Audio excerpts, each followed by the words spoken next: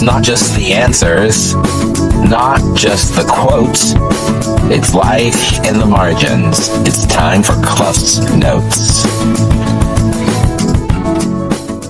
Hey, welcome to CluffsNotes. This is episode 21, and this reflection is about something that has become one of the most important tools in my own personal growth, and that is reflection itself. I used to think that reflection was something that happened at the end of something, like at the end of a course or end of a project, and you'd have to do a reflection. But over time, I've realized that reflection isn't just a retrospective practice. It's actually how I stay in the now. It's how I notice what's happening, not just around me, but in me. And over the years, my practice of reflection has definitely evolved. If you read some of my earlier journals in life, I'll be honest, they read like St. Augustine's Confessions. Just pages full of guilt and shame, self-correction, just some good old-fashioned flogging for being human.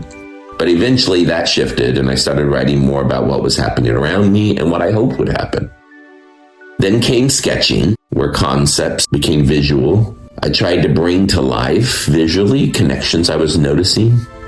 The drawings really helped me because it slowed me down, too. It allowed me to search for images that would capture what it was that I was trying to process. It did things where words couldn't.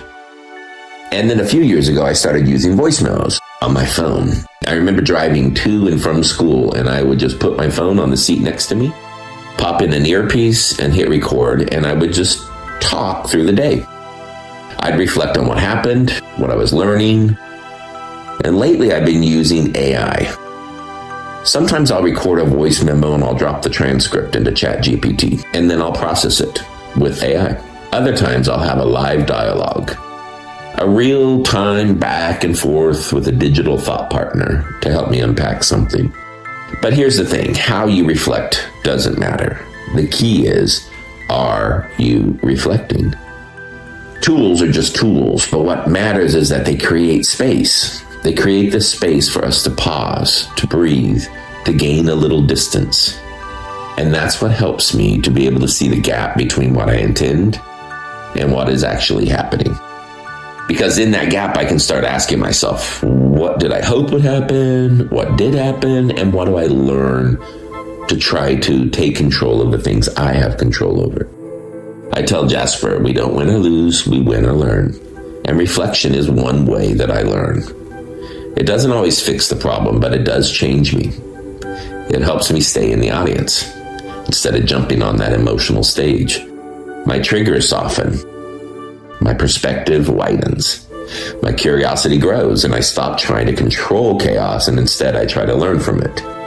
And let me be clear, this isn't about performance. I rarely go back and even listen to my old voice memos or read my journals. But in the middle of parenting, leadership, caregiving, whatever hamster wheel that I'm in, I need to step off for a bit to reflect and ask, what's going on here? What do I actually have control over? Because real growth doesn't happen in the spotlight. It happens in that quiet, off to the side moment when we pause and ask, what was that about and why did I react that way? Reflection is how we examine scripts that we've been following, not to judge ourselves, but just to understand ourselves. It's how we begin to untangle the swirl of thoughts and emotions in our heads.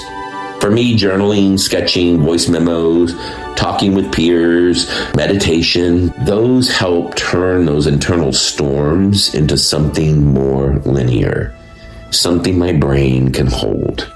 And once I can hold it, I can start to shape it. So here's your nudge. How do you create space to see yourself clearly? Without judgment, but just with curiosity. What helps you step back from the noise and then really listen to your life? Because remember, we don't win or lose. We win or learn.